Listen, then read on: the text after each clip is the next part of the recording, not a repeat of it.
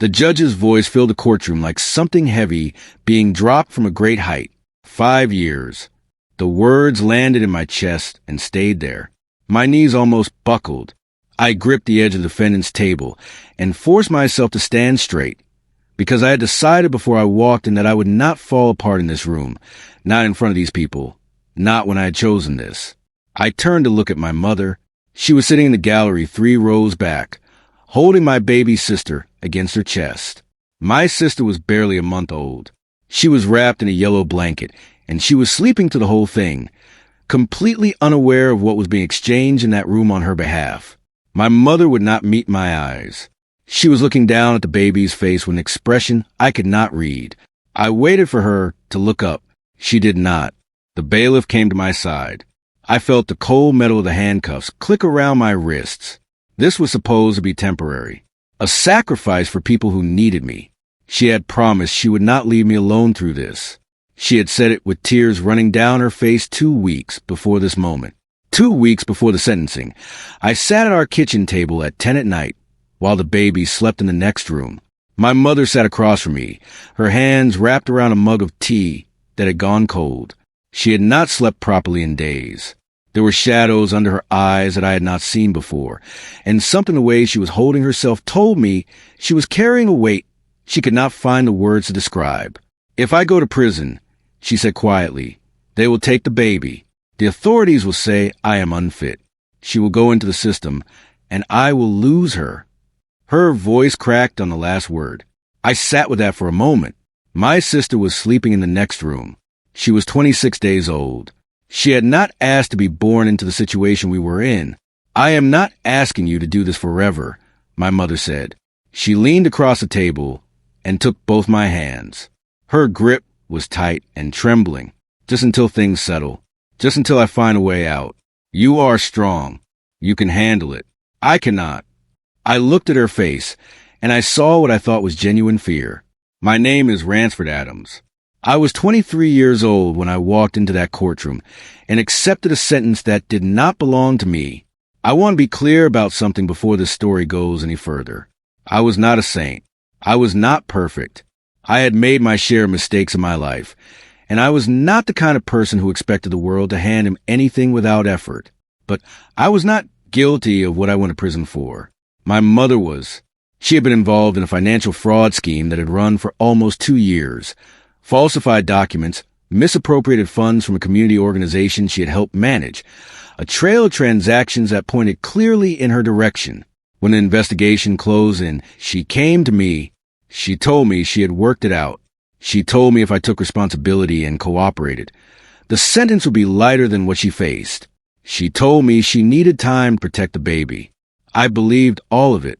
I believed it because she was my mother, and I had spent 23 years trusting her completely. I gave up 5 years of my life for that trust. I did not know yet what I was really signing up for.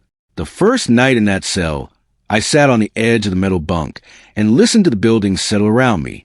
It was a particular kind of silence, the kind that is not actually silent at all. Distant voices, doors, the hum of the ventilation. Someone coughing 2 cells down. The mattress was thin, and the pillow smelled like it had been washed too many times with the wrong kind of soap. I was cold. I put my jacket on over my shirt and sat very still with my hands between my knees and thought about the yellow blanket my sister had been wrapped in that morning. She would be home by now. My mother would be feeding her or rocking her or sitting in that same kitchen chair in the quiet of the night. I told myself that was what was happening. I told myself that was the reason I was sitting in this cell and not walking free. I told myself I would visit as soon as visiting hours were explained to me. I told myself my mother would come, that she would bring the baby and sit across from me in whatever visiting room they use here, and I would see my sister's face, and it would be worth it. Visiting day was every other Sunday. I learned that in the first week. I learned which window you could see a small piece of sky from. I learned which guard was strict and which one looked the other way. I learned to keep my head down and move at the right pace and say as little as possible to people I did not know. What I could not learn was how to stop watching the door on visiting days. The room was long and narrow with round tables bolted to the floor and hard plastic chairs. Families came in with children in paper bags, and the kind of cautious relief that comes from seeing someone you were afraid would disappear completely. I sat at my assigned table and watched the door. Week 1, Week 2, Week 3, Month 1, Month 2, Month 3. I sat at that table every visiting Sunday, and I watched the door, and nobody came through it for me. Not once. I told myself the first few times that something had come up, the baby was sick. The bus schedule was difficult. There were reasons. I invented them carefully so they would hold the weight of my disappointment without collapsing. By the 4th month, I had stopped inventing reasons. Before I went in, my mother had a phone number that only I had, a prepaid. She said it was for updates, for safety, for the days when she needed to reach me quickly. From inside, you could make collect calls during designated hours. I called every week for the first 2 months. She picked up twice. Both times the conversation was short and full of pauses, and she said things like, "Everything is fine, and the baby as well, and I am handling it," spoken the way you speak to a stranger you are trying to get off the phone. After the 2nd month, the prepaid stopped connecting. I assumed she had switched numbers. I wrote letters to the house address. 3 letters in the 1st month, 2 in the 2nd, 1 in the 3rd. No response. I told myself letters were slow. I told myself she was busy with the baby. I sat with that explanation for longer than I should have, because the alternative, the thing that was forming at the back of my mind like a bruise you're not ready to press, was too heavy to look at directly. But the silence was total. No calls, no letters, no visits, no news about my sister. There was a man in the cell 2 down from mine, named Kofi. He was in his mid-40s, quiet, the kind of person who watched a lot and said a little. He had been inside for 3 years and knew the rhythms of the place the way you know the layout of a house you have lived in for a long time. We had been talking for a few weeks in the small ways that happen in those places. A comment in passing. A few minutes in the yard, nothing heavy. One afternoon in the yard, he sat down next to me on the concrete ledge by the fence and watched the sky for a while without saying anything. Then he said, without looking at me, "You took the fall for someone." It was not a question. I told him that was a complicated way to put it. He nodded slowly. "You waiting for them to come for you?" I said I expected them when they could manage it. He was quiet again for a moment. Then he said, "I hope it's someone who cares." He did not say it with any cruelty. He said it the way you say something true that you wish were not true. He got up and walked back inside. In my 2nd year, a woman arrived in the facility for processing before transfer. She was being held temporarily, and I had maybe 4 days of overlapping time in the common areas before she moved on. Her last name was Owusu, and she recognized mine immediately. She was from the same part of the city I had grown up in. She had not known me personally, but she had known the family name, the address, the street. The afternoon she made the connection. She looked at me for a long moment with an expression I could not immediately interpret. Then she said, "Your mother, she is doing well, isn't she?" I kept my face still. I asked what she meant by well. She said it carefully, watching me. She said my mother had moved to a new apartment on the other side of the city. She had a job. She seemed settled. She had been seen at community events, at church, at the kind of ordinary places that speak to an ordinary life continuing without interruption. I absorbed this information in small pieces the way you absorb something cold. Carefully, piece by piece, because taking in all at once would be too much. I said thank you. She moved on 2 days later. I turned the information over carefully and in every direction. My mother had no legal trouble.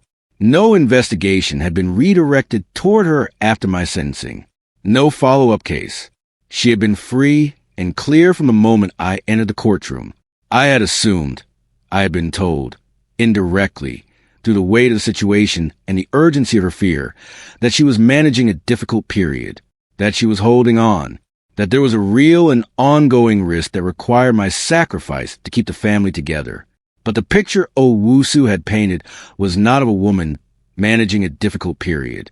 It was of a woman who had settled comfortably into the life that had been available to her the entire time. She had not been in danger. There was no temporary crisis to outlast. The investigation had never come close to her after I took the fall. Whatever risk she had described to me at that kitchen table had been real enough to frighten me into acting, but it had evaporated the moment I stepped forward. She had not told me that. She had not told me because if she had, there would have been nothing to tell me at that table. No urgency. No trembling hands.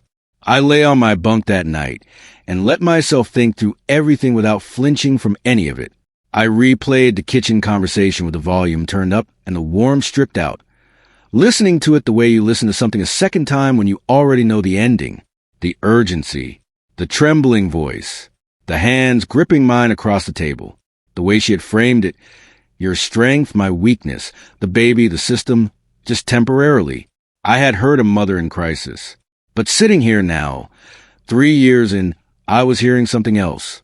I was hearing someone who knew exactly which words to use, and in which order, who had identified the specific fears I would respond to, my sister's safety, my family's survival, and had aimed the whole conversation directly at those fears.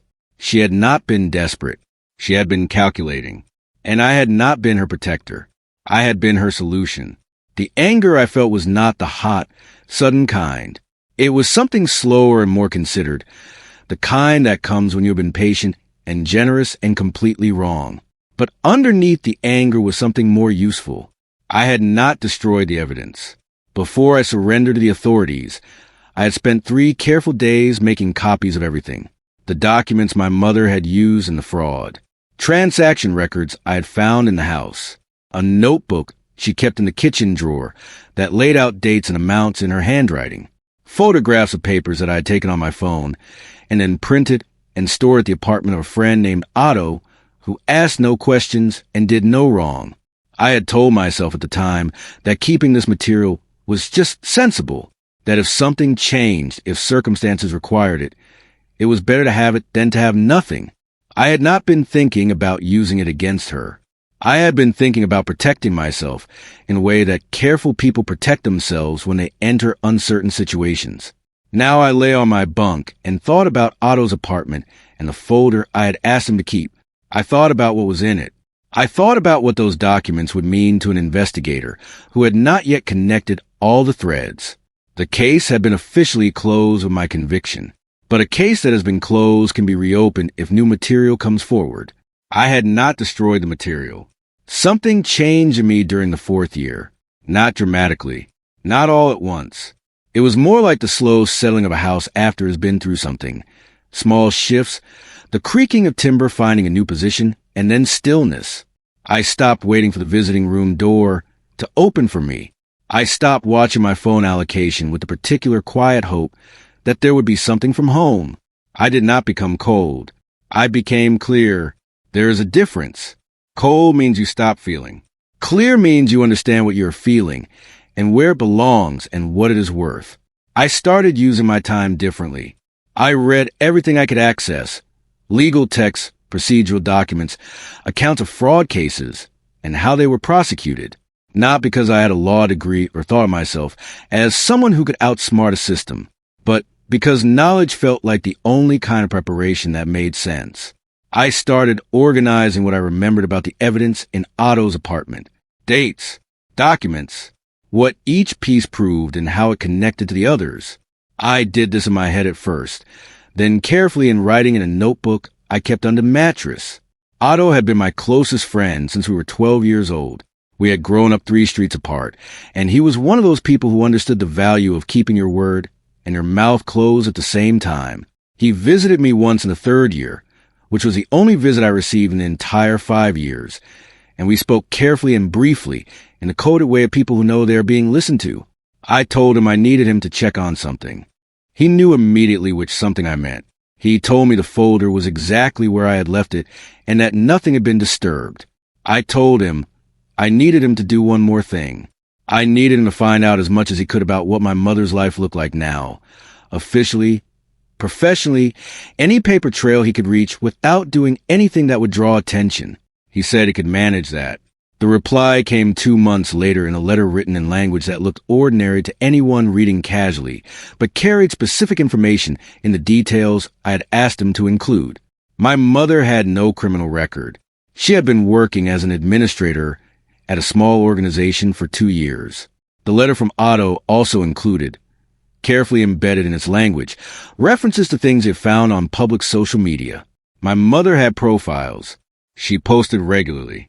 There were photographs of her smiling at what appeared to be a community event, a holiday trip photographed at an airport, a birthday celebration with people I did not recognize. She looked well. She looked settled. She looked like someone who had not spent 5 years waiting for anything or carrying the weight of anything. But the detail that stayed with me longest was not about her. It was about my sister. In one photograph, sitting at a table at what looked like a birthday party, was a small girl about 4 years old with a yellow bow in her hair. She was laughing at something outside the frame of the photograph. She had my mother's nose and my grandmother's eyes, and she was completely, perfectly alive and growing and becoming a person. I had not seen her since the day she was wrapped in a yellow blanket in the courtroom gallery. She did not know I existed. Or if she did, she had been told a version of me that my mother had chosen. I looked at that description of the photograph for a long time. The last piece I needed was information I had not been expecting. It came from a woman named Abina, who worked in the prison administration and who had, over several months, become someone I spoke with briefly and honestly on the rare occasions our paths crossed professionally. She was not involved in anything improper. She simply mentioned one afternoon, in passing, that she had a cousin in the neighborhood where I had grown up, and through that connection, without intending to, she told me something that completed the picture. She said people who knew my family spoke about me as a son who had gone off the rails, who had made poor choices, who had always been difficult. She said it with a cautious expression, clearly unsure whether she should be saying it. I thanked her for telling me, and I kept my face steady. My mother had not simply moved on. She had actively rewritten the story. She had told the people around her a version of events in which I was the problem, and she was the innocent party. She had taken the sacrifice I had made and used it to build a cleaner version of herself. She had erased the truth and replaced it with a story, and I had not been there to correct it. I spent the remaining months of my sentence doing two things. I worked on myself, physical discipline, reading, keeping my thinking clear and my emotions at a level I could manage without being managed by them. And I worked on a plan, not dramatically, not with anger driving every decision, with the same patience I had spent 4 years developing, the kind that comes not from calmness by nature, but from understanding that impulsive action hands your enemy exactly the material they need to keep winning. I knew how the evidence had to be presented. I knew it could not come in as something emotional or personal. It had to arrive as information, documented, specific, procedurally presented in a way that an investigator would take seriously regardless of the personal history behind it. I organized everything into categories in my notebook, the documents and what they proved, the timeline of the fraud, the gap between what I confessed to and what the actual evidence showed about where the decisions were made and by whom. I wrote nothing that was speculative, only what the papers showed. Only what a reader who knew nothing about my family would be able to verify independently. I was not building an argument. I was building a record. The difference mattered. My release date was 63 days away when I finished the last entry in my notebook. I sat on the edge of the bunk, the same bunk I had sat on that first night, and held the notebook in both hands and looked at what I had built. It was not thick. It did not need to be. Everything inside it was precise and specific and connected by a thread of documented fact that ran from the beginning of my mother's involvement in the fraud to the day I walked into the courtroom. I had a choice. I knew that clearly. I could walk out those gates in 63 days and say nothing. I could take my 5 years and fold them away and start again from nothing and let the whole thing exist as a wound I managed privately. Nobody was expecting me to do anything. My mother certainly was not. She had been living for 5 years on the assumption that I would absorb the sentence and the silence and the erasure and eventually just disappear into whatever came next quietly without making any more demands on the situation. I turned the notebook over my hands.